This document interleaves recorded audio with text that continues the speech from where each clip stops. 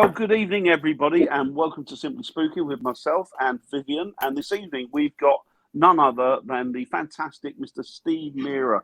Steve, thank you ever so much for joining us this evening. It's very kind of you to come along and grace us with your presence. It's absolutely marvellous. Thank you. First, I want to ask: has everybody had a good week? Busy week. We've got our convention coming up in June, so we've been doing a lot of working out. You know, it's so much involved in these big events. You know, nobody can imagine. We're trying to get everything in order, and hotels and flights, and you know, it's a challenge. You know, I end up with a few extra grey hairs after every event, but it's all coming together good. It's all coming together. Perfect. Good. But Steve, when is your life not busy? It's one long busy road, isn't it? To be honest, it is. I'm used to it now over the years. Right. So, hiya, Paul, in the chat there. Hope you're doing well. And right. So, Steve, I'd like to ask you, could you give us, not that you really need to, because your image self-introduces you, but could you give us a little bit of a potted history as to who you are, your background, and what you do, please? Okay, I started in the subject. My first investigation was 1983, so I'm coming up to 40 years. It's in this subject. Things have changed somewhat over the years, though. I first started in the subject of UFOs, actually, UFO investigation. And then I went into paranormal and parapsychological research.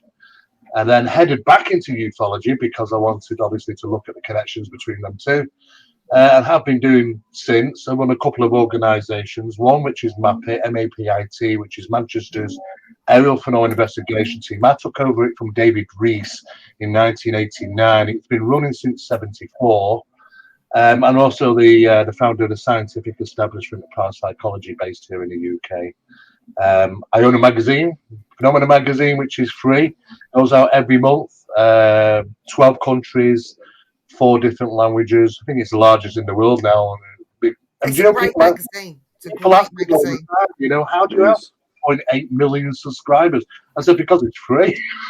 That's it, you know, I mean, that's the secret to success, give it them free. And of course, I own an entertainment company, Zoho Entertainment Group, which we deal with all this subject. It's all the passion is in this subject. So we have a number of events, which is Awakenings Expo. We haven't had one for a couple of years because of the situation. It's been a bit crazy in the country, but we're back this summer with a special one in Blackpool, and then next year back in Manchester at our normal event. So it's all go now. Now the doors are open and we can. There's a flood of people. Yeah, and apart from that, I've wrote a number of books, done a lot of television, radio shows. I'm still in the thick of it all, but enjoying every minute of it. Oh, that's fantastic! That is absolutely brilliant. So, what was I going to ask? I want to pick your brains a little bit regarding the cryptid scene. I know I've been a little bit self-indulgent here because it's something that I've gotten into in the last year or so, particularly down through lockdown. You go through all those little rabbit holes, don't you? And these little weird areas, and obviously we all know about the Bigfoot phenomena across the United States and Russia, and you know all these wonderful, beautiful places on the planet. But one that's, if you'll pardon the pun, pricked its ears up, or made me prick my ears up, has been this dogman phenomena.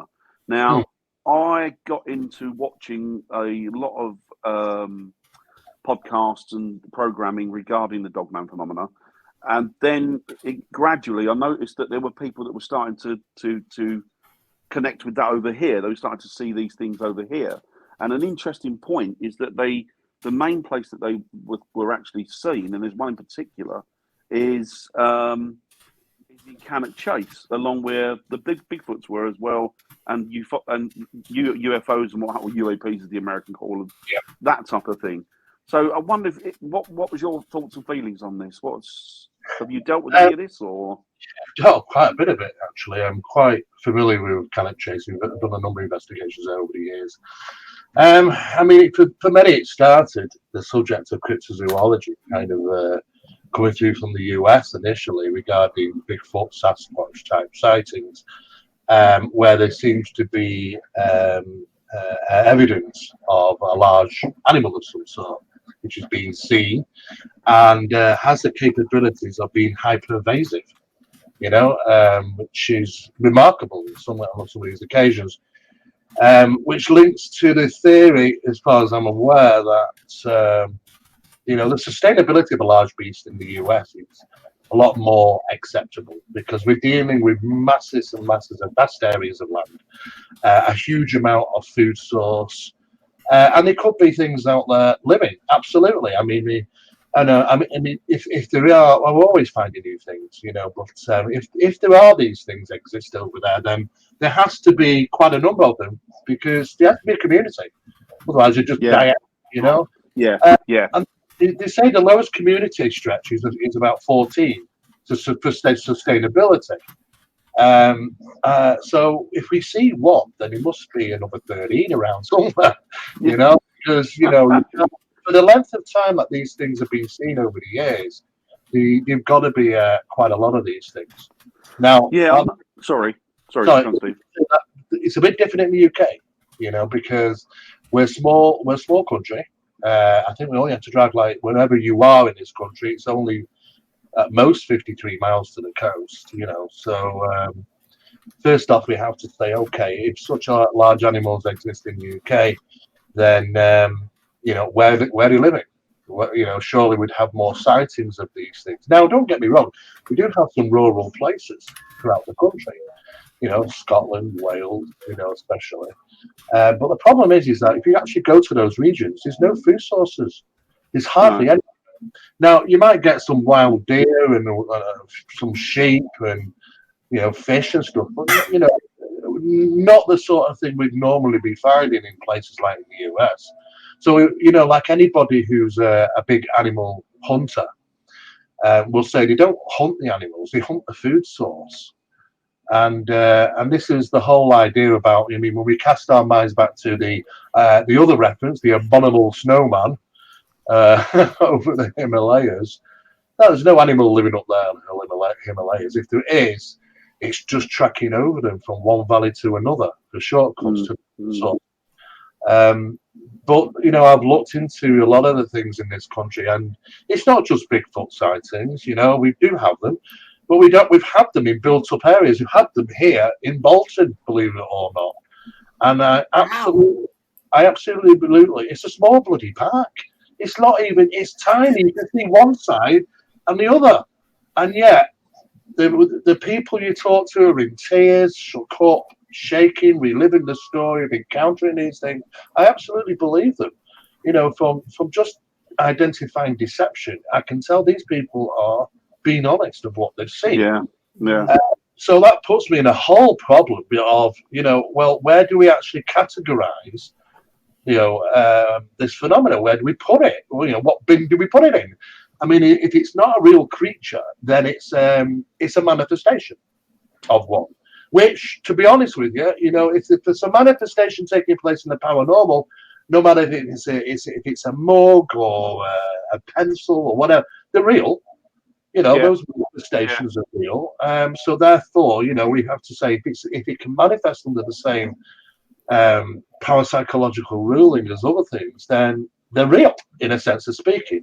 The duration of the sightings has something to say as well, because most people are usually short-lived. But there's a lot of extra research has gone into this now, because now we're starting to realise that there's a little bit more to your average sighting of these things, especially in the UK. And when you refer to the Dogman, I mean, I've investigated a number of cases. The first case I investigated of Dogman was actually at Cannock Chase. It was close to a reservoir near Walker Woods. And a couple of people who was out there all night came across something which they couldn't see. As far as they're concerned, it was invisible, but it was almost right next to them because they could see the bush moving. They knew that heavy breath was there. It was a large animal which followed them, heavy footsteps as if it was walking on 2 feet. And there were odd sounds of growls and stuff like that. And it absolutely scared them to death. To the point where, I mean, these are guys that live local and had never had the problem going through that location. Never have been since that day. They just won't go there. I don't blame them because these guys were literally, they shook them up. Yeah. So what dealing with there. We're dealing with the exact type of stuff, but not being able to see it, whatever this thing is. So some occasions there's reports of the presence of these things and evading visual sight. Sometimes they're seen. Sometimes they're seen running across the road, caught in the headlights. Some people have seen them more up close and have described them as a dog man, a man with a dog's head, kind of a normal body with a dog's head, long claws, and I mean, it gets a little bit mixed up between the old werewolf legends, really, and Dogman. However, people are sincere and they claim to have seen this. Been seen and sighted a number of times throughout Cannock Chase, but that phenomenon goes back hundreds of years. It tracks back to, I mean, you could track this back into the 13th century, where there was a whole prison shut down because one of these things was manifesting in cells and people were dying. Literally, the whole prison was shut down because of one of these things, and we're talking hundreds and hundreds of years ago. But there's some early references. You'll see some drawings and things if you Google it, and there are some references that these things seemingly have the capability to manifest, and manifest in such a way where it simply generates fear, the fear of the vexation. And this is where my studies came into this subject regarding Bigfoot and other cryptids, is about not what we're seeing, but how they act and why they do. Because most of the time, they're just there for to generate vexation, fear. Obviously there's an award in it somewhere. Well, you know what? You're absolutely right. I think a lot of these case studies that I've been looking at and looking into, they seem to have the people say, it's there 1 second, then you blink and it's gone. But by the same token, these things seem to be interacting with reality. Yeah. They seem to be. So, what category would you put them into? Would you put them into spiritual? Would you put them into, like living beings? And they find there's kind of an awkward question they ask themselves. Well, what I've done over the years is I've thrown everything into one box now, because that is the problem. The problem is that we've got compartmentalization between the subjects, and the UFO guys have no idea what the paranormal guys. The paranormal guys don't deal with the UFO guys. Then you got the metaphysical, the supernatural, the spiritual, and the alien type side of stuff. All these things are in separate boxes, and it's only really when you start to actually get rid of the boxes and just look at it as a whole, like phenomenology, you start to get some really interesting things turn up. Because aspects of these manifestations are clearly very similar to the manifestations of strange UFO entities.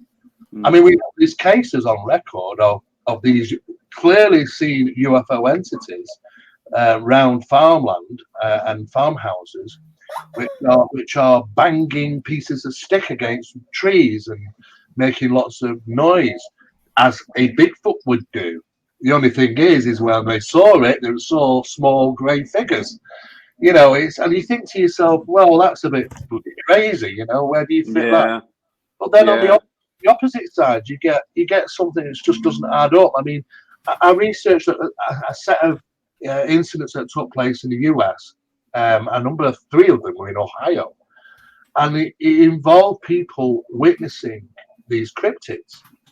Now, one of these cases was 4 or 5 guys which were playing basketball. It was getting dark. They decided to go to the shop, take a shortcut down the disused train track towards the shopping mall. And they're heading down there. Something catches their eye, and it comes out of the bush at them. This thing is 8 foot tall, as described. It's got a werewolf, a dog's head. It's massive teeth, red glowy eyes. We'll come back to that. That's an interesting one. Massive claws, and gives chase. Well, you can imagine they see this thing, and the fear takes over them. Now, when you talk to these guys, they say, well, you know what? It was interesting because there's a lot of wildlife around, but it's as if the fear was more than what it should have been. It was induced absolute terror. And they ran down the train track. Now, it's not easy running down train tracks at night, as you can imagine. One of them, One of them trips over, goes over, he's on the floor. The other 3 or 4 guys have carry on running, but they're looking behind, and we can see this thing approaching the friend. And the friend goes into rabbit mode. As I say, rabbit mode, it's kind of defreeze, and that's an old instinct. It's that old instinct that we have, like, it's like, and a lot of animals do it, is where that if we don't move, it might not see me mode, That clearly it was, but, it just takes over. It's an instinctual reaction. And if he froze, then this thing was stood over him. Now, anybody would have said, if you asked him, this thing would have tear us apart if it got hold of us. This guy's lying there on the floor in absolute terror. This thing's over the top of him, and he's growling and everything. And then there's kind of an odd moment where it realizes, no matter how much I'm growling and doing all this snarling and waving my hands around, this guy's not going anywhere. He's not running. And it was like a funny situation where it stopped and kind of didn't know what to do next. It was like, well, that's over with. What next? And then this thing runs off. So it's not about a lot of these animals, predatory animals, they do it on purpose because they're hunting prey. But that's not the case in these situations. No. It seems the case is to generate fear, just like poltergeist phenomenon. I absolutely agree with you. I noticed that with a lot of the cases that I was looking at, these people were saying that these animals, or call them what you will, cryptids, call them what you will, people, whatever, these particular animals, entities, have been keeping sort of time with them. So they've been really close to them. They've been chasing them alongside of their cars. And one of them said that he had one that went right by the side of his car. He was doing about 40 miles an hour, 50 miles an hour. This thing only kept up, but sort of was creeping in front of him. He said, and it kind of looked to the side. He said, and as I glanced, it's almost grimaced a smile. And the things that a lot of these cases seem to stipulate, or a lot of these people that have these experiences stipulate, is there's a lot of fear there, but there's no real aggression. Yeah, that's it. Building your fear up. They're not really interested in sort of interacting with you or hurting you. It's just the fear that they want to drum up in you. Well, yeah, I mean, we know, like, in poltergeist disturbances, they want to cause fear and vexation because they want to scare the individuals. Of course, these parasitic type of phenomena crosses over into the cryptids, I would consider. I mean, there's a great case where there's a couple of young teenagers, and they're in this cabin. The father, who works late, he's gone to bed. He's a no-nonsense guy. But this thing approaches the cabin, and they're looking at it through the window, and this thing, they couldn't even describe what it was. It was some horrific type of creature, was banging, and it went to grab the door handle. Now, the door, they've locked the door in absolute terror, but this thing, it's like scaring a child. This thing has got a hold of the door handle, it's going, ah, ah, ah, and they're going, ah, on the inside. They're going, oh my God, and it's banging around, and it's making a hell of a noise. So Dad gets up. Dad comes downstairs. What the bloody hell's all this noise? And sees them absolutely petrified in the car. And he says, and he realizes someone's messing about at the door. Walks over to the door to grab the animal, and they're screaming, Dad, don't open it, don't open it. Opens the door, flings it open, and we have this scene, like, again, it's a bit like a spaghetti western, when they literally stood just looking. He opens the door, and he's just, this thing stood there. This thing is just looking at him as if to say, oh, I didn't expect you to answer the door. And it's like, there's just like this few seconds of nothing. It's like they're just kind of summing each other up. And then this thing just takes off because it can't do anymore. It's trying to generate fear. Yeah. And he's like, what the bloody hell was that? But he was, he's a sensible guy. Of course, the teenagers obviously start coming down in stress, and vexation levels suddenly drop. But I started looking into the fact that, people have been into areas, and sometimes they witness this aspect of what is referred to in UFO terms is the Oz factor. Suddenly there's a suppression of sound.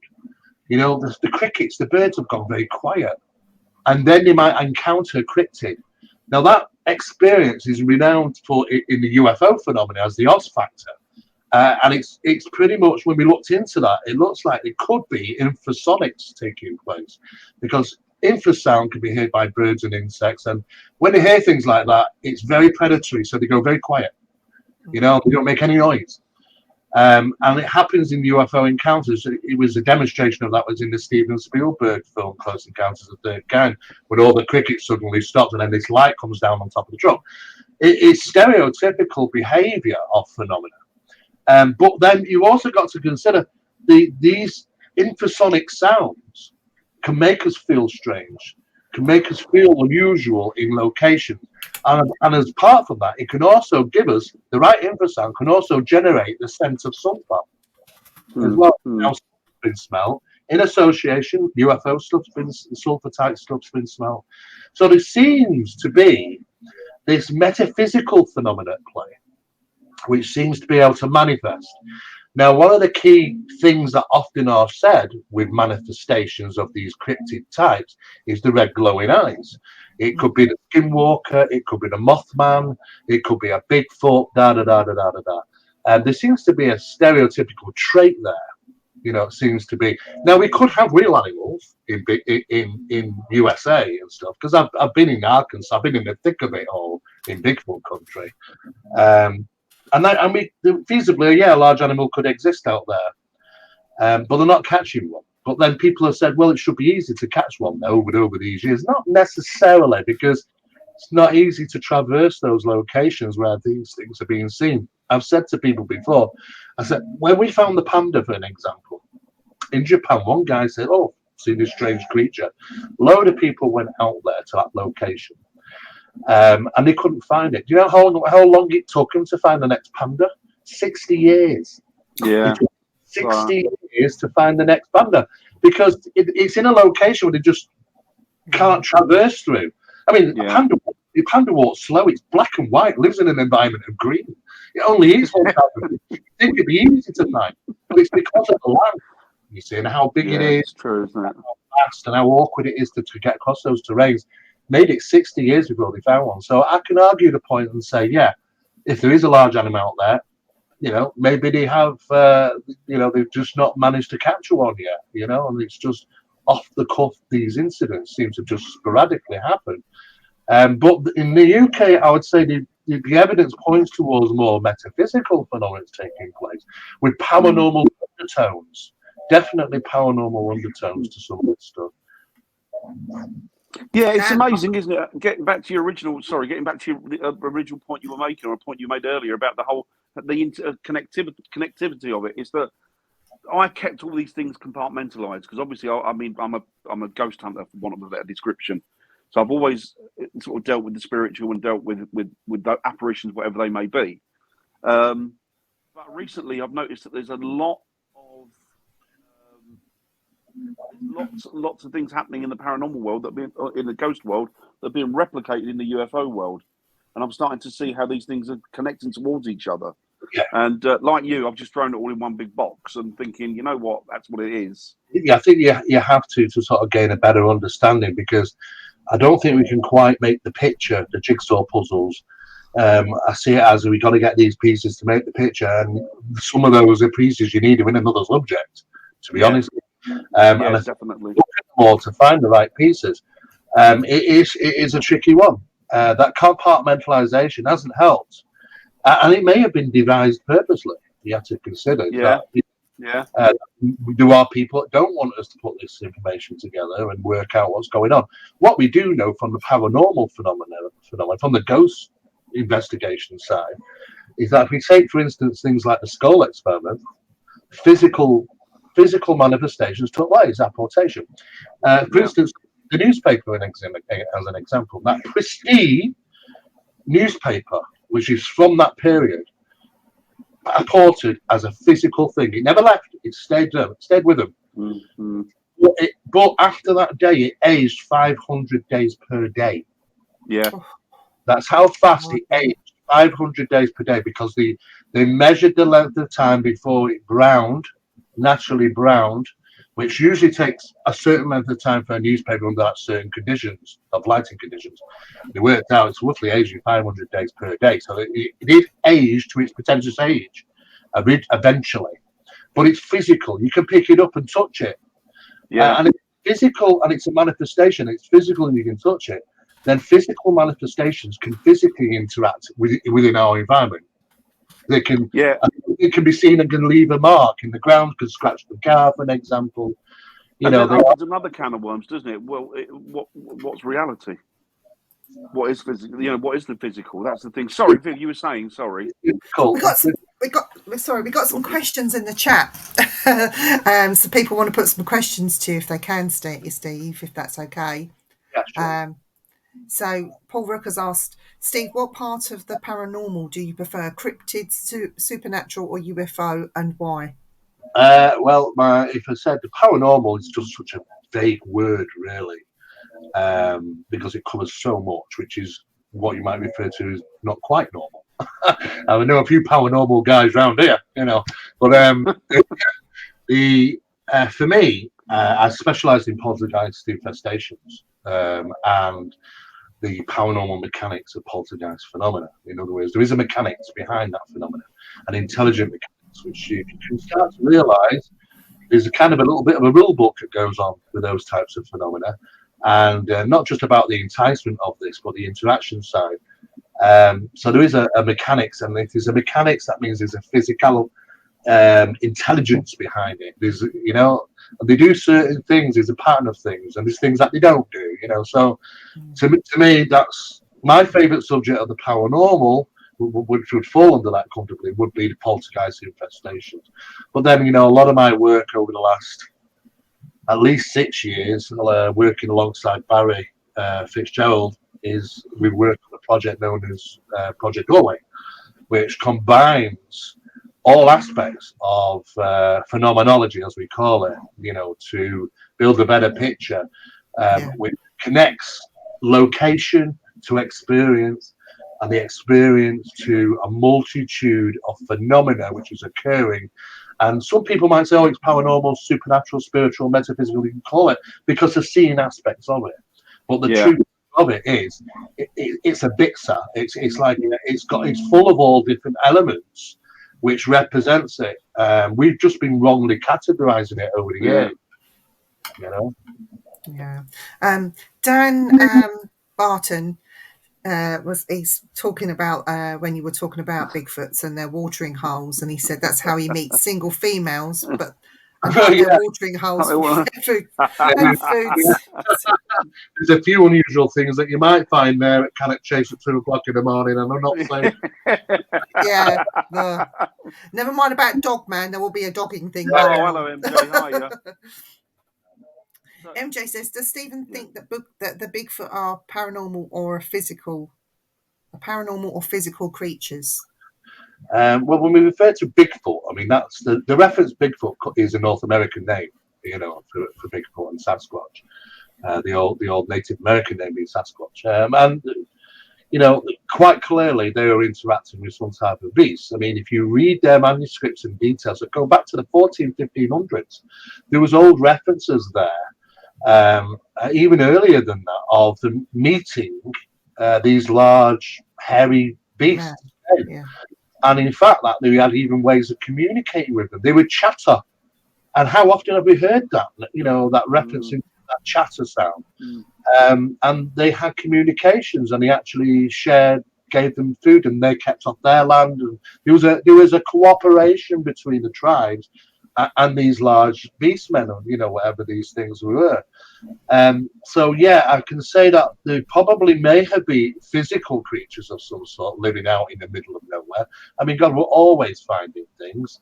But these are regions where, if you actually drew it on a map of planet Earth, it looks to me, if these creatures are real, they live in these locations on purpose. Now, you know, humans, Homo sapiens, we're number 2. We group together, we're pack hunters. We are, you know, if you like it or not. And years ago, anything like that in our neighborhood, we would have driven it out. And we would have driven them out to the point where they're well out of our locations where we're ever going to be, which means these things are going to be driven out to the points of the deepest jungles, the highest mountains, the places where we are not going. And I can understand that. If we ever reach a time where those vast areas of land start getting more inhabited by humankind, then we might see these more and more incursions if these things are real animals. However, the incidents that take place in the UK, I mean, it's just not feasible for a Bigfoot to be seen in Bolton. I mean, you know, it's always let's go. You know, it Mind doesn't you, make he might be wearing a hat and a false moustache. You never know.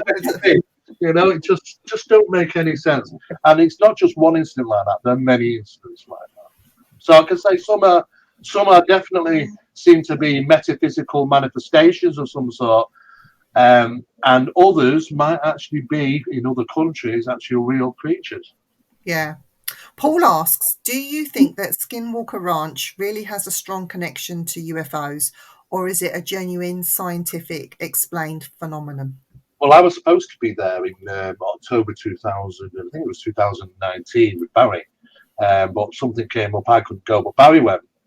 And Barry came back with photographs, video. The phenomenon is very real there. But what he did say is that it's moved outwards from the ranch to the perimeters of the ranch. Doesn't like people being around. It's evasive as well, you know. So it's not just going to occur. Though that he knew at the time that they were making that show, that Skinwalker Ranch show, which is a bit crazy. And you know what he was saying is that yes, the phenomenon is still very much present there. He was talking with a witness who saw they were driving down a road one night, and the car headlights hit something, and it was two things running. One of them was a cow or a cattle, and about 15 foot behind it was one of these dogmen type things pursuing the damn thing. And of course, this person completely freaked out. But there are people witnessing things like that. But it's not just Skinwalker Ranch. This is what people get a bit misunderstood about. There are several ranches. In fact, it's Strawberry one, isn't it? Strawberry one of the ranches. There's more. There's actually quite a few. But there's also other areas where, in general, over the scope of the land, something's going on where people are suffering from radiation poisoning. Yeah. And you know, it don't make any sense as to what is producing the radiation. But you know, these people have lived there all their lives, and the kids will grow up in the same houses. It's not like over here when the kids leave, they go and get their own place. They seem to take over the parents' homes and ranches and stuff. And so there's generations of sickness. The land is sick. I can only say it's the land that's sick. The phenomenon of Skinwalker Ranch is more associated to geological phenomena than the sky, believe it or not. But people don't make the connection. They just look at what's in the sky. But there's a lot going on the ground. There are a number of places like that in the UK. But absolutely, yes, a phenomenon is still taking place there. But it's moved out. It seems to have moved out to the perimeters of the ranch and numerous areas locally. See, that's what amazes me. It's like a microcosm of of all the activities under the paranormal umbrella in one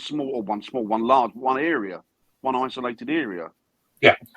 Which leads me to think of the whole interconnectivity thing again. Well, it does need to be some connections to the work that we've done. Myself and Barry worked on this project Doorway, and it identifies locations around the whole world of what we might refer to as positive magnetic regions. And when you look in those areas, you start to realize that these are areas of very strange disappearances, UFO incidents, paranormal occurrences, cryptid sightings, all sorts of stuff. There seems to be these key locations geologically. We put that to the test. It took us enough research over the years to put it to the test and go. And we managed to witness phenomena in those areas, so we know that there seems to be some association to key locations. And it's the same across even the UK. There are areas around the UK which are more associated to phenomena, and it's a multitude of phenomena. Do you think Glastonbury could be one of these places? William says, I'm a stone throw away from the most spiritually active place in the UK, Glastonbury. So that do you think something like that? Absolutely, yeah. Glastonbury is one of those locations. Not all of Glastonbury, funny enough, but parts of Glastonbury. I mean, most of Glastonbury was once underwater. Even the tour was surrounded by water. But yes, geologically, yes, that's a thumbs up. And there are a number of places like that across the country. But if you do the research, you start to realise actually a lot of this phenomenon is falling into those areas where these things take place, which is really, really unusual. But it does apply the same all over the world. You know, that certain phenomena takes place in certain key locations. So it leads me to think that, okay, well, you know, if we just took our references away, what were we left with? Well, we're left with UFOs, paranormal, supernatural type, strange creatures, cryptids, you know, all sorts of different things all stirred up as a phenomena rather than us separating it. They all need to take that banner in those locations. So there's got to be some reasons why they're interconnecting, because if we're dealing with UFOs and it's an extraterrestrial phenomenon, then why should it act and do similar things as paranormal, which paranormal is a very earthly phenomenon. It goes back millennia after millennia, as far as back as beginnings, as far as I'm aware, that's always been present. Yeah. You know, you'd expect an extraterrestrial presence from some other planet completely act different. In fact, no, it copies and does the same things as what you might find in paranormal disturbances sometimes. It don't make sense. There's a lot more to it than what meets the eye. And there's a lot more going on in this reality than we can ever understand. And there's a lot of deception as well with this phenomenon. MJ Whalen says he knows of your work for over 20 years and you're a sound guy. And I can vouch for that because I had the pleasure of partaking in an investigation with you and I've seen you in action. So, yes, I concur with MJ there. Terry Davison says that he thinks that they cross over, Steve, like you just explained. They do. Yeah, I think if I had to hit the nail on the head, I would say we're dealing with a metaphysical phenomena that presents itself in multiple ways. You know, I mean, who's to say it's not all one thing, one source presenting itself in multiple ways too? Yeah. I think that's what William's been trying to tell us over the last few months. He's been saying exactly the same. But Sam says, we went along to the German war cemetery and there we saw what we can only describe as a UFO. There was even a fighter jet following one and it vanished. We were live at the time too, and that was mad. That was mad. Yeah. Again, UFOs, you're in a paranormal, you're in a cemetery, you see a UFO. You know, where do you go to see ghosts these days, you know? In a cemetery, and we've seen some things there. Don't get me wrong, there are paranormal disturbances in that location. I mean, we got great recordings, you know, from people with rattling chains and saying, get these chains off us and all sorts of things. I swear to God. And obviously, it must have been tied to incidents in the past there. There's stuff going on there. But what makes stuff going on there? That's the question. Why are UFOs buzzing that area so much? You know, why are cryptids hanging out there? Cryptids can hang out anywhere. And why are paranormal disturbances? What's with the black-eyed kids and all these other things? Do you know what? Fill the barrel of all these multiple things. But I think if we're looking at a source of phenomena, it kind of encompasses all. So if you look at it as one, so the whole thing is one dominant source. There's one source of activity, and it comes under many guises. Would you then think that there's one divine or one intelligence behind that's operating it, that's working the mechanics? Interesting question, Dan. Over the last 10 years, a computer was put together, an artificial intelligence computer, and it was done purposely to feed in roughly 10 years of information about all these strange things that occur around the planet, from the sightings of cryptids, missing time displacements, paranormal, ufological, supernatural, spiritual incidents. All this stuff was fed in, all the details about it as well, to try and conclude what it was responsible for it all. We live in on this planet. It's a worldly phenomenon. It's not just happening in this country, it happens everywhere. And it's seemingly gone on since forever. So what's this computer going to come out and say? Well, eventually, it reached its conclusion. And its conclusion said the responsibility fell upon a singular source that has the capabilities of creating, what was it now? it was great wording, it said, physiological constructs. Right.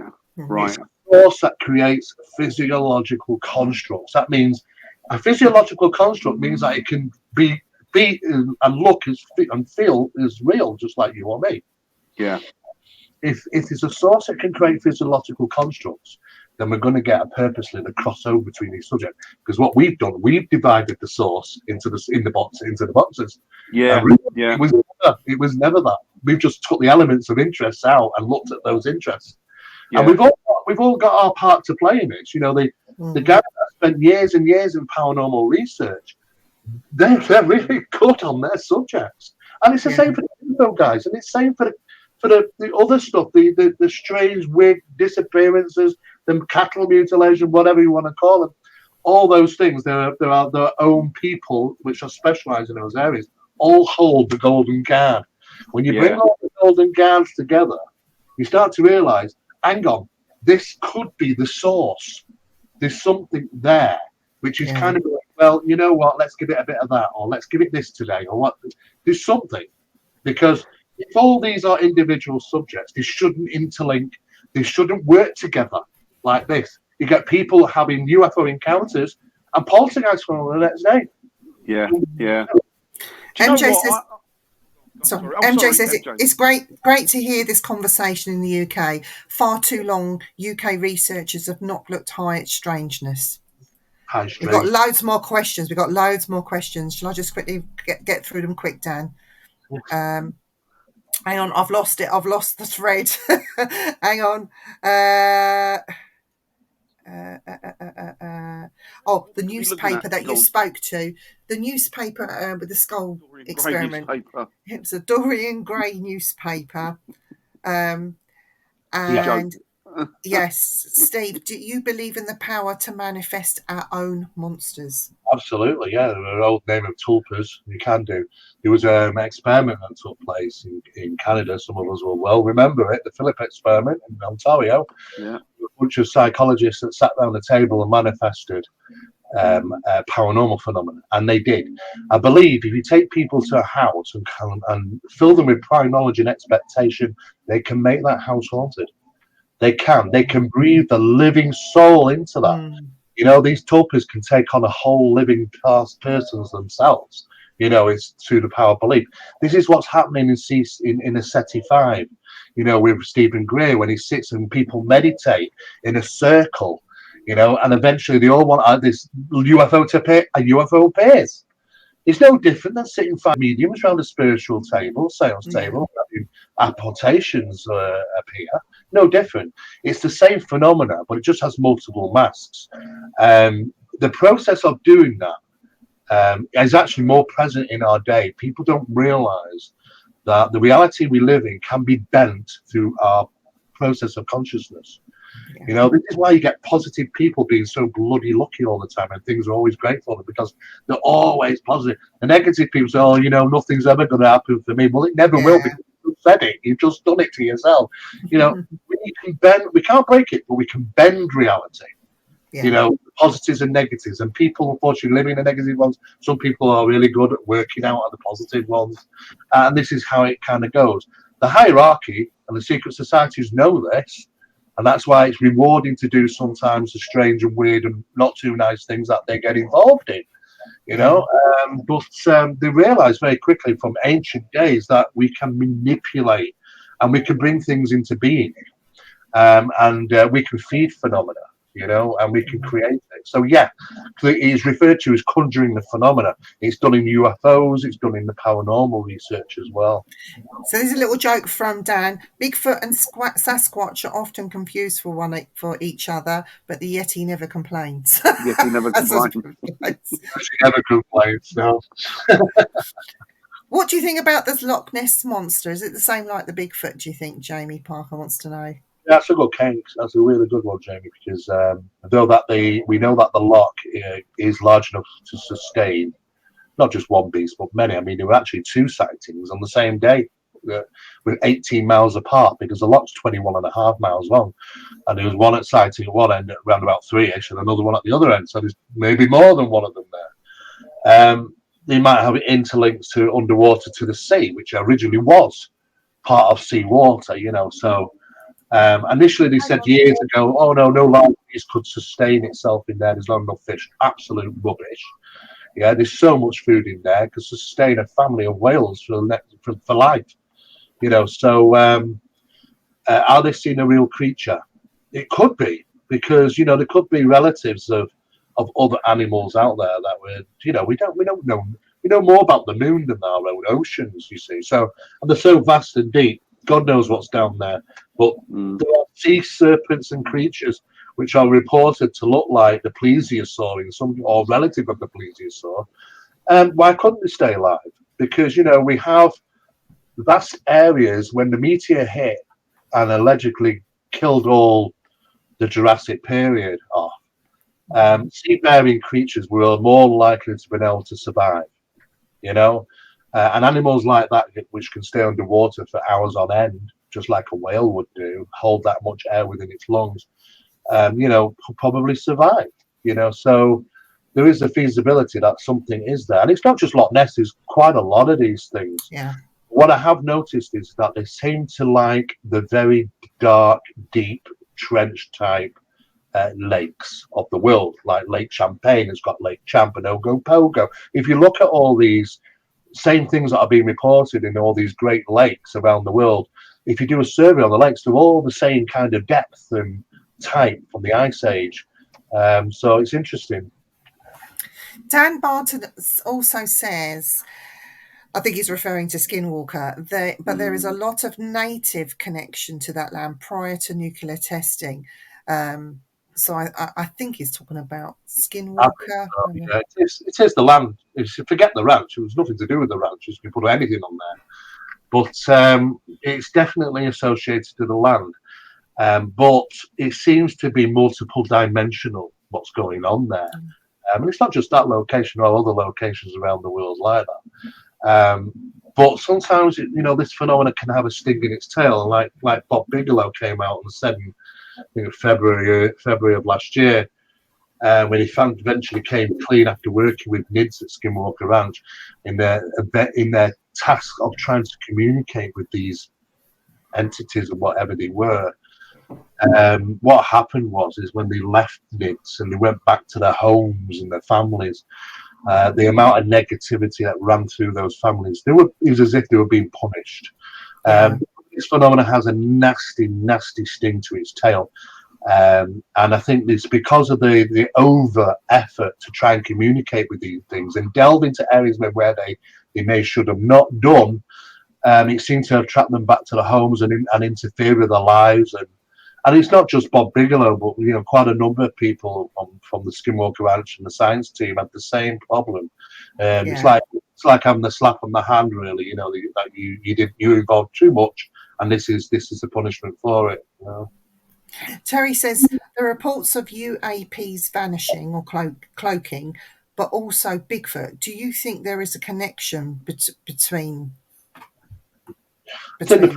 Yeah, I mean, there are cases of UFOs and Bigfoot seen together, believe it or not. There's quite a number. And you would never imagine that, would you? But that's because we're so fixed in this compartmentalization program of separating them, and to the point where people can't even fathom. Well, how can that be? Well, it is, and that's the way it is. Accept what you see.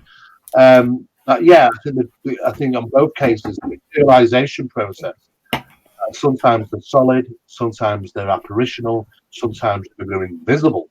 That applies to not only the cryptids, but it also applies to the UFO side of stuff, as well as the paranormal, really. I mean, it's all, if I said to you that there's something, I can't see it, but I'm hearing it, and it's interacting with my environment, you wonder what the hell to put it under. Is it UFO?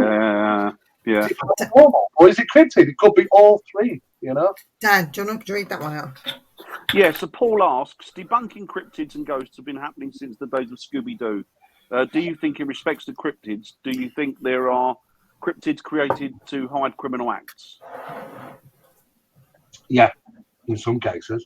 There was whole cryptids, some cryptids which were purposely created incidents to keep people away from locations where they were drug smuggling and and all sorts of things. And it became quite a serious matter to people who actually started conducting research into, did the Bigfoot really kill these people? And it turns out, no, they didn't. No, it didn't. It was actually, it's just a normal crime because somebody was in the wrong place at the wrong time. And that does happen. You know, they are used as scare tactics. But on the other side of the coin is that, yes, you know, people do have and have had experiences with these things. And it'll mean different things for different people, you know, because I've been in the US many times and I've talked to the Bigfoot guys there and they just won't have it. Forget it. If I said any metaphysical stuff, it's a real creature. But I say to them, why is it real? Because it leaves footprints. I said, well, so does a ghost. He said, well, it leaves marks in truth. Well, so does paranormal stuff. I said, how do you know? And really, bottom line is, they don't.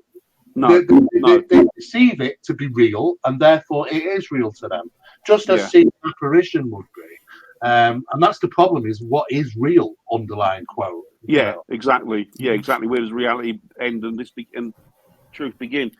Sorry, let that begin. How about the connections of several ancient monuments lining up with Orion, like the pyramids are one example. There are 3 of these monuments that incidentally, if a line was drawn joining them, they are across the Aztec line and also as a whole line up with Orion. Yeah, that's true. Yeah, the whole planet has been graphed. There is a grid work across the planet of all ancient sites. It streaks right across the oceans to the Easter Island and onto the Egyptian Giza Plateau through Stonehenge and all over the world.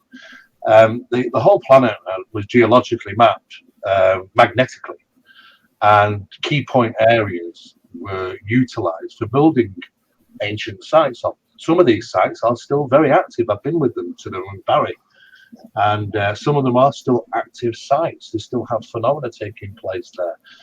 A lot of the ancient sites were destroyed themselves by their own civilization because there were certain things which they were, well, if you want to say, conjuring or communicating with, which eventually they didn't like, the old serpent worship and the blood sacrifice stuff. They actually ended up destroying most of their own ancient sites. Trying to cap the phenomena. They never did. They never did. Thought it would. And some of these locations are still very much active.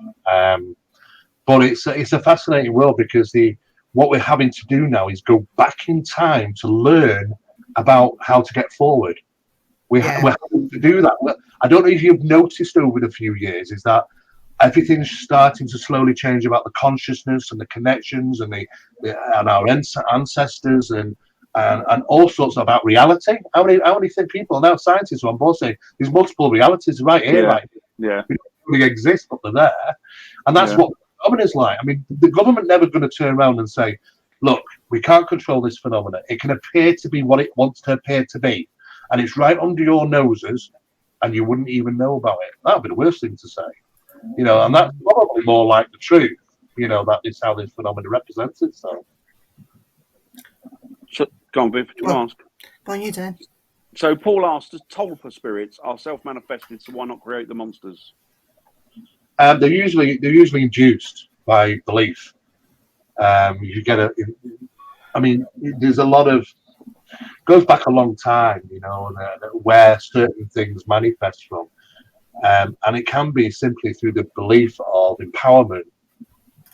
People have called it the elements of witchcraft, you know, it can be utilized in that area. But it's always been ever present, really, is that we can take, through the power of thought forms, if we have enough people, they can manifest something. But when it becomes so powerful and it takes on its own duty, in other words, you can't control it. It's a free entity. And that means you've just give birth. Now, Aleister Crowley was trying to do this with Jack Parsons, you know, and the real manifestations and pregnancy processing of trying to bring in a deity into this world. You know, anybody wants to get into that, that's more the supernatural side, but it's the same process. Yeah.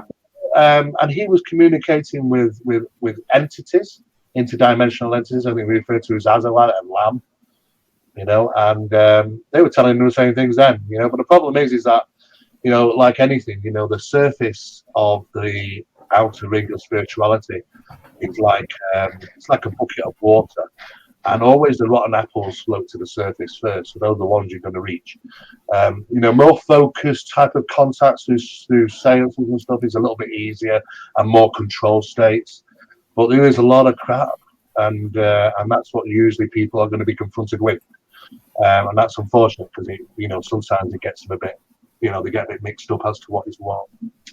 So Samantha asks, does anyone agree that thinking with the logical mind, it could be because there are military bases in most of these hotspots, Cannock, Rendlesham, etc., that there may be more UFO sightings? Oh, Samantha, she's onto something there. I don't talk about this, but she's picked up on it. There is a reason why certain military establishments are built in certain areas. If you, even to the point of over 70% of chemical warfare facilities around the world have been relocated to negative magnetic regions purposely. There's a reason for that, be it the success rate and whatnot. But and that goes back thousands and thousands of years. There are good places and bad places, and places we can live to help our needs. All you got to do is look at Salisbury Plain for that. You go down Salisbury Plain, you want to try and see the best long barrow, you'll be lucky to see it because it's a war zone. It's a military test war zone.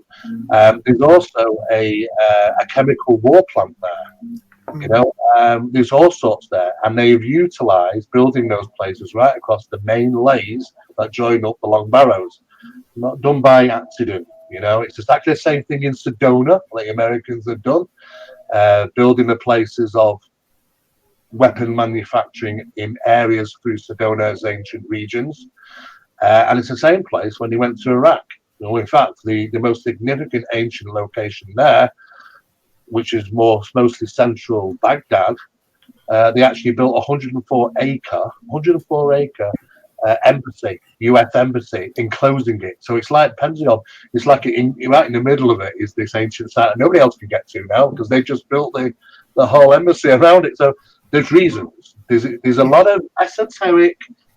If you call it magic, call it whatever you want, but these are just words we use. But there's something that they know and the hierarchy know about positioning and symbolism and things like that.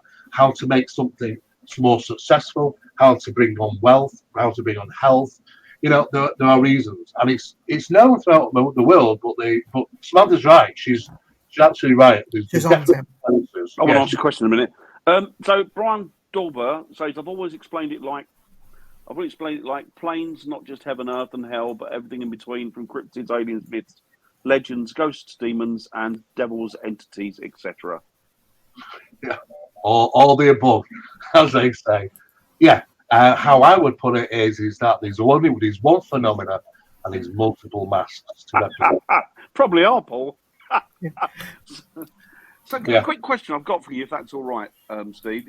Do you think we've got all these formats as what we think how we should approach certain paranormal aspects or aspects of the paranormal.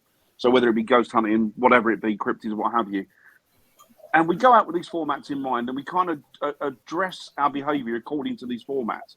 Do you think that we're looking in the wrong area? Do you think this what we're not looking at? Really? There is the wrong areas, of course. Phenomena does a lot of things. And what it does is it likes to glamour, likes to put on display, likes to entrance, likes to draw us in. And when we are locked and looking in that direction, we've got to be very aware of what's going on behind us. Yeah. We're witnessing phenomena in the sky. People are disconnected with what's already on the ground. Yeah. I can't go into too much detail, but there's a lot of things happening. A lot of this phenomenon is not what people perceive it to be. But I'm not a priest and things like that, because at the end of the day, they're just names. You can call all these, but they are just names. There's many names for these things. But they themselves in certain ways, which are characteristically changing from era to era, because it's befitting our society and how we think now, is a phenomena that we can track back to 7000 BC. The same phenomena then as it is now. but the mass just keeps changing over and over, and they interconnect, and of course, and I'm sure it'll change again as time goes. But it seems to be the intrinsic same phenomena our ancestors were dealing with. Exactly the same thing, and they didn't work a little bit sure should they trust them. I've got a question which sort of ties into this, what you're just explaining, Steve. I'm not into the UFO or alien thing, so please excuse my ignorance. But I've been seeing a lot of. I've grown up with the story of greys and alien abduction, and they've all been greys and these things with the big eyes. But now we're hearing about the reptilians, how the reptilians are now here. So my question to you is, would the greys and the reptilians be in direct competition with each other? And we as humans, or whatever we are to these alien beings, whatever we are to them, will be caught up in a massive war. Is this big thing that's coming that people keep saying, I'm feeling something big's coming, but I can't put my finger on it? Do you think there's going to be some sort of galactic war? I don't. No. You don't? Okay. I'm reading all of this on social media and thinking, what? Numerous ways of having to put this. Okay, so I think the greatest deception is to get us to believe that there's the division, that there's the good guys and there's the bad guys. Don't go with those greys. Those are greys with the bad guys. They do all that nasty stuff to you. Stay with the reptilians, yeah. All the reptilians are worse. They do terrible things to you. Stay away from that. You want to go with the good guys. Go with the nice, long, blonde-haired, Pleiadian, nice-looking beings with a great Nordic. Exactly. You want to go with the Pleiadians or the Nordics. Those are the good guys. They never have a bad day. And of course, okay, that's fine until the Travis Walton incident when you get greys and Pleiadians. What's going on there then? And then you get these people reporting reptilians and greys together. I saw one phenomenon, I think, and I think it's grand deception. I think it's the old deception sort of thing, because you know what, they couldn't get Travis woke up on this desk, and I spent a week on a road trip with him. It was great. We were actually followed down a highway by UFO. It was really good as well. It was amazing, that one. And we were both in there, and I said to him, "Oh my God, it's 2 for the price of 1 today." Then is it? He woke up on that bed, 3 greys around him. He picks up something. He's going bloody ballistic, swinging this thing. They're like thinking, "Oh my God, get out the room," because they can't physically defend themselves. Or there's nothing to them. So they ran for it, straight out the room. And what happens? How did he control this mad guy who's swinging things around?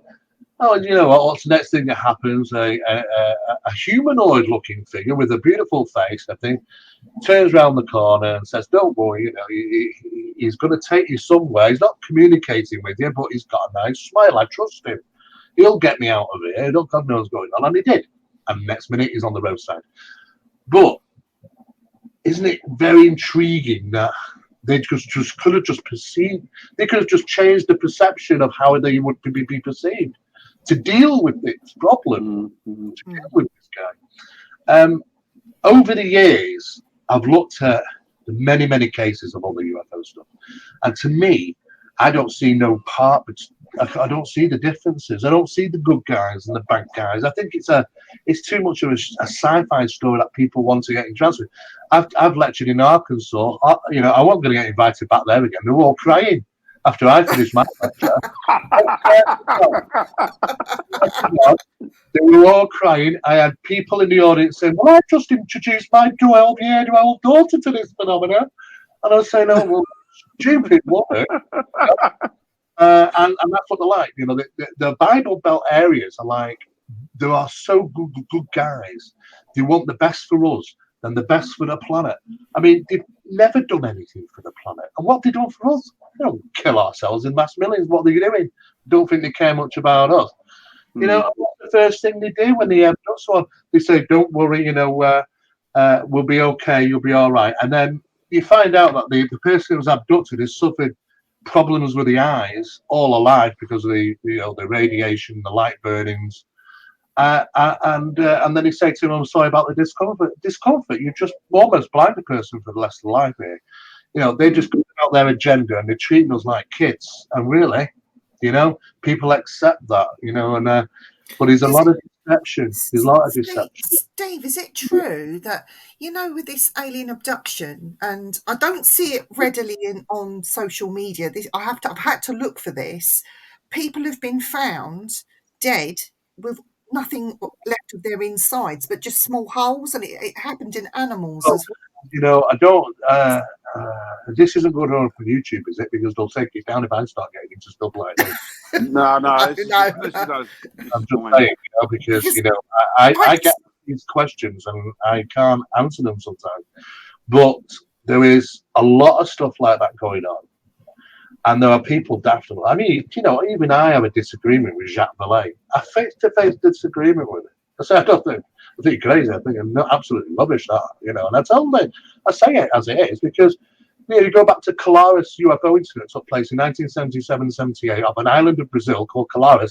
These things came out the sea in the droves, fired a pencil beam down light through.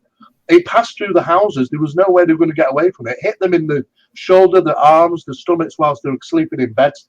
It paralyzed them in intense pain until the process was over. A lot of people died. They took all the iron out of the iron content out of the body. I can tell you a bit later on why I did that. But they took all the iron content out of the body, left them all highly anemic. Some people died. Over 1,200 people. Now, Jacques Vallée believes that is a psyops, an operation from 1977-78. Absolute rubbish. Because there was incidents that took place in India, the same, which is kept quiet. These agendas are done where there's no policing and no military. Isn't it funny how they come out and attack there? These small little villages that don't have any defences, And then it's the same for people which have been found in the same way cattle do. And that does happen until they're exsanguinated. And, there's a lot of secret. I met in 1993. I had a bit of a secret meeting with Tony Dodd. I don't know if you remember Tony Dodd. He was a UFO guy from Quest International, and and from overseas, we had some researchers as well. And I was invited to a closed door meeting of 6 people. And 7 reports came out on that table and dropped on the table, and they were all human cases. And you won't get that information. There's no information about this out. They'll never have that information out. But it does go on. I mean, it's not all love and light. I keep saying to people, if you want me to talk about UFOs, I'll talk about UFOs. But don't think it's all love and light. I just say they are good. They're bad. The Crab Island incident blew a hole in a guy this big. God knows how he survived. The Barossa incident, he went back in his mind and died. He edged forward, but he went backwards to the point where he couldn't feed himself, couldn't understand language, until he became like a baby and then died. And there were 17 professional doctors that couldn't work out how the hell that could happen. There are lots of strange and weird things that go on, which aren't very good with that phenomena. But then, if you look into the paranormal, you could say the same. You could say good points and bad points. Yeah. So people like to paint a picture of all the love and light and stuff, but you know what? I don't swallow it for a second. No, I agree with you completely. It is what it is, isn't it?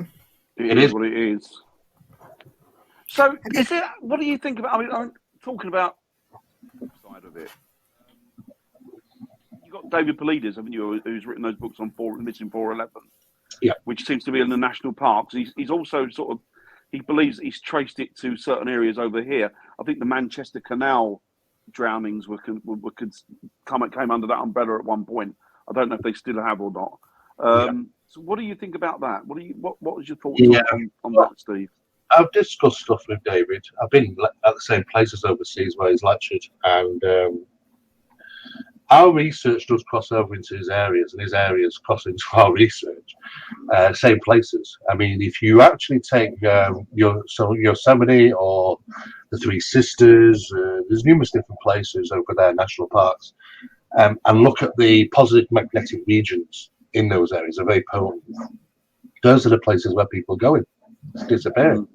I mean, it's simply 1 minute they're there, next minute they're gone. And then the police will search that area for months, and there's absolutely leave no stone unturned. There's nothing. 5 years will go past, and then somebody will find just a neatly piled stack of clothes, piece of the bone from the jaw or a tooth. There's something. It's something at play. It's the old playing the game again. But it's as if what happens is that it's like you're putting a glass over yourself. You just suddenly go boop, and you're in a different reality or something. Yeah. What I found really interesting, if you study those cases of people, they said and been reported that they don't know where they are. They can't understand where I am or the direction I'm. And these are places where they've been loads and loads of times. Yeah. That happens in the cryptid stuff. People get disoriented and go, hang on a second, this is their own backyards, in a sense of speaking. They suddenly don't know where they are and can't get out the forest or the woods and going around in circles. But afterwards they'll say, I don't understand, it's like my own backyard. I could walk through that in the dark at night many a times and never get and yet during that time total confusion sets in. Something psychologically affects the individuals under those conditions, and it's seemingly the same conditions under these disappearances as well. So I believe, there's something untoward. It does happen. There is something that seems to be beyond the barrier that does interact. I've experienced these things at some of the ancient sites, active ones, where there's definitely communications coming through a wall, a granite stone wall, ancient stone wall, and you shouldn't be hearing that stuff. You shouldn't, and we're all hearing it and we got it, but we shouldn't do. But the talking stones, it is talking stone, and it's key times, it's certain times of the year, and when you can work out that and be there, it's crazy. But it's like those. I hate the word portal and stargates because it sounds too sci-fi, but what to call these things, but the ancients called them passageways, so passage to where is the main thing, and some of these locations you might not have to have an ancient site there to be these portals, very small portals, whatever you want to call them. You just oblivious to them, you end up just walking straight into it, you wouldn't know it's there. And it's like the phenomenon that might take place in a house where you get a key location of where most of the phenomena is actually taking place. It could be that the micro portals are taking place. It's exactly the same phenomenon, but on a smaller scale. Because what's happening is when we go to these locations, the big ones, we've got the tri-field meters and things, and they're kicking off something terrible. It's not, and what it's measuring is a gravitational disturbance. We never realised it was a gravitational disturbance. Or it's picking up EMF, and what does that EMF mean? Well, it's something to do with an apparition, or it leads it, or it's something creates it. It doesn't seem to be that. We can prove that now because we have something called a gravitational meter, and we can take that in and time displacement, and you'll get alteration, which means there's a gravity well there, which means something is opened up, and something can't open up into an area where there's something already exists, because it might look like there's nothing between my hands, but there is. There's gravities in there, and two things can't exist in the same place and time. So it creates a well, and that you're picking these things up, these gravitational disturbances with EMF meters. You see, so it seems to be like one of the same thing. Really, it could be. That these areas are on a vaster scale. Are the same things that might be on a micro level taking place in homes. Would that affect what Bryce's question is? Because he wants to know your view on spontaneous human combustion. He's got a theory, but he wants your thoughts on it. Oh God, it's a strange one. The spontaneous combustion. What we can say in paranormal cases about incendiary conditions. So we do know that paranormal phenomena can cause combustion of items, incendiary effects, things that suddenly burst into flames. I've been on a case like that, only twice in my life, but it can do it. But then there are a certain set amount of chemicals in the body which could ignite, but it shouldn't do. There are cases where people have been caught in flame, for no apparent reason and managed to survive it. Yeah. It's always intriguing. Also, always intriguing and a little bit creepy is that when you have those cases of spontaneous human combustion, there's always a foot or toe or something left, so you can identify what it was. But the chair, and sometimes the chair looks like it's still intact, but they're just I mean, this is gone. They try to put it down like it's the fat burning effect, but that takes hours and hours. And be honest with you, I mean, I would expect more damage to be done in the vicinity of the body, especially direct contact to it, than what's being seen. Usually it gets brushed over quite quickly, and no satisfactory explanations usually exist. But there are a number of theories, that take place, and one of them's about atom molecular movement of atoms. And I've heard of so many different things, but I've never actually been able to pinpoint one and say, that's the one that stands out for me. We just don't know. But you know what? You can go back to biblical times and biblical writings of people bursting into flames. Yeah. So we know that it's not a byproduct of the technology we've got today. Because some people say, it's all big. Some people bodies react differently to frequencies and EMFs and all the things that are around today in technology. Didn't have it. And yet there are biblical cases of it. I might sound facetious here a little bit, but do you think there could have been alien help with that? You hear about the experiments and that sort of thing. Do you think that could have been part of one of their experiments to see, I'll set you on fire, see what happens? We don't know. I mean, some people put it down to, so you can fit it straight into supernatural, demonological type encounters. The deliberation of persecution in the Bible, and I think it's under, well, it's not Exodus, because Exodus was the spiritual stuff, but there was section allowed out in the Bible regarding the spontaneous combustion. So it's, I mean, in some cases it's referred to as cleansing as well. So, and which goes into some degree, it's problematic because some people are going to think it's a religious act. Some people could consider it as a demonological act. There's just so much confusion between religion and demonology because the word demon means godlike in Greek. So hey, people's opinions get all mixed up regarding those matters. Yeah, Paul said, is it explained as the Wick effect? They tried to put it down as the Wick effect, Paul. They tried. And yeah, they did this one television show and he said, it's got to be the Wick effect. And they got this half a pig in and say it on fire with some candles and then watched it burn for about 20 hours. I mean, that's okay. But, what about those people that have just left the ground to go and get a pack of cigarettes, literally gone 15 minutes, come back and that's happened. It just doesn't, that throws the Wick effect out. What they didn't do in that TV show, which was a very well-known show, it was on television called Spontaneous Human Combustion, was that they only looked at one angle. They didn't look at all the other reported incidents to say, hang on a second, how does somebody reduce to ash in 20 minutes? They totally left that out because they couldn't explain that one. They only went with the Wick effect on the ones they could try and explain. Didn't it happen to somebody in Twickenham in broad daylight? He was outside in the street and all of a sudden he just caught on fire for no reason. Right. It was also, there was a woman who was being married at the time in Germany. It burst into flames, for no apparent reason. And it was an outside wedding. It wasn't an inside wedding. So you can occasionally get weird stories of this. You don't really know what's happening. I mean, I can imagine a nice white, lacy dress and a lot of hairspray won't go, probably wouldn't help. But that's Dan on a Saturday. I was going to say, some people will do anything to get out of being married, won't they? Dan, you got any questions? I haven't. I think we're going to. Should we take one more? Is that all right by you, Steve? If we just take one more question? There's lots of questions. I'm going to go for. I like Paul's one there.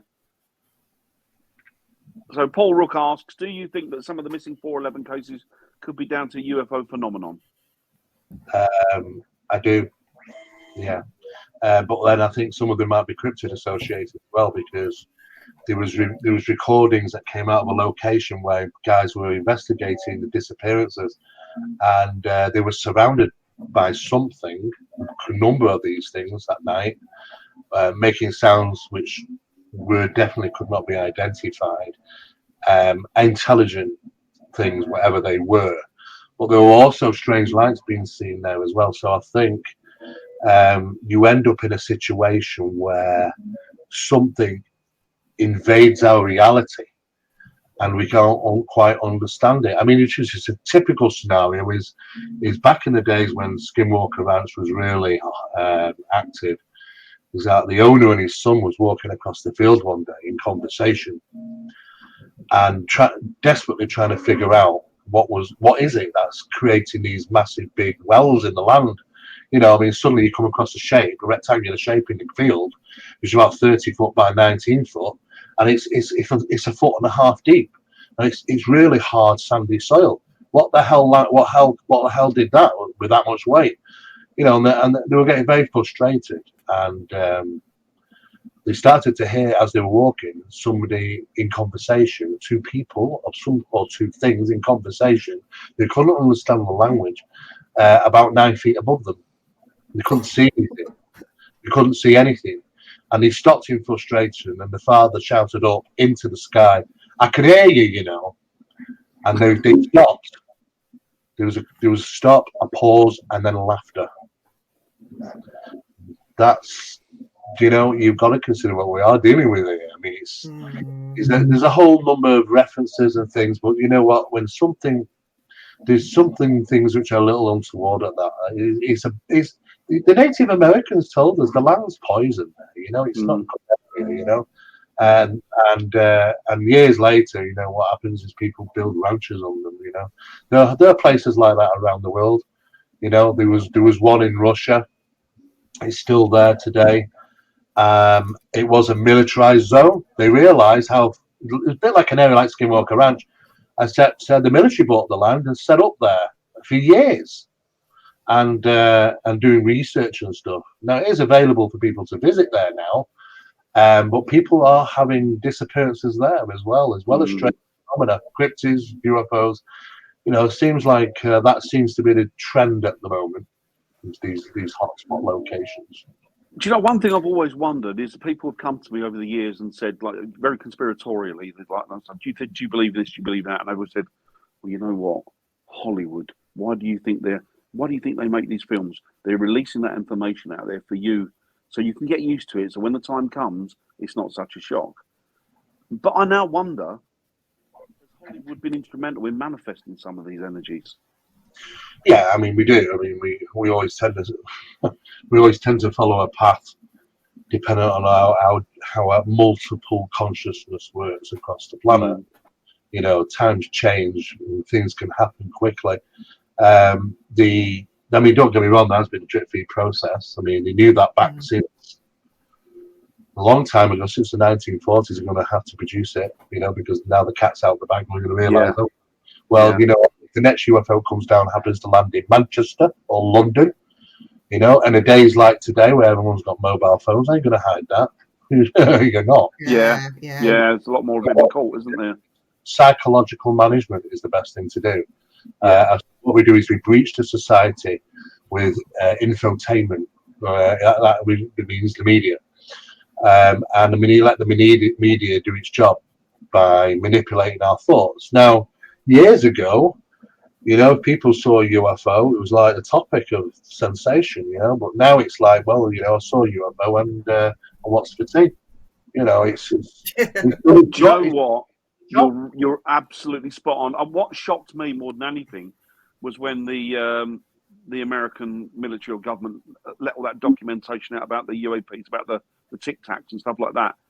And nobody could give a monkeys, to be honest with you. People didn't seem that. Oh, okay. Do you know what? If they did that in the 50s, 60s, would have been mass panic. They've just got to show how great a job they've done. You know, because indoctrinated our minds to accept it so much now, because it's everywhere, isn't it? It's on every film, music, videos, cartoons for kids, clothing ranges called UFO as well, cereals, crisps, is everywhere. The whole concept. It's even in national the national curriculum now for kids to, even in this country. They're they've done over 100, I think it's 160 now, schools in the UK where they've done a real, made up a real UFO crash scene using real police officers and CSI guys. Yeah. And what they do, they tell the kids about how to report a UFO. Be careful not to go near it because of its chemical hazards. And let's go back into class now, write a story about it, and do a drawing of a UFO. And, Yeah. it's all educational process, because that's been going on for a long time. The drip feed. Talking about educational processes, I want to just mention Awakening Expo 2022, June the 24th to the 26th in Blackpool. Tickets available at www.ticketquarter.co.uk. That sounds like a pitch, doesn't it? I know, and also www.phenomenonmagazine.co.uk. And very it's free. important. That's the It's place. free. Magazine. It is free. It's there every month, and also you can download every single back issue. Perfect. I've got a couple to check because over a period of time, every now and again, because you've got that many magazines up there, is that somebody comes in and says, "Do you know what? August 2017 is not working." I have to just go and check out the link. Happens occasionally. We have them all on there since day one. Accumulated, but everybody can get the back issues there as well. Perfect. Steve, thank you so much for agreeing to come on this evening and having a chat. We need you on again soon because we've got so much more to talk about. We didn't even touch the surface. Absolutely. Just let me know when, and if I can get it on, put it in. I'll have you every week if we could. A star. Yeah, absolutely. You're a star. Thank you very, very much, Steve. Really appreciate that. No problem. Guys out there in the public. Take it easy. Will do. And thanks for having me on, guys. I'll talk soon.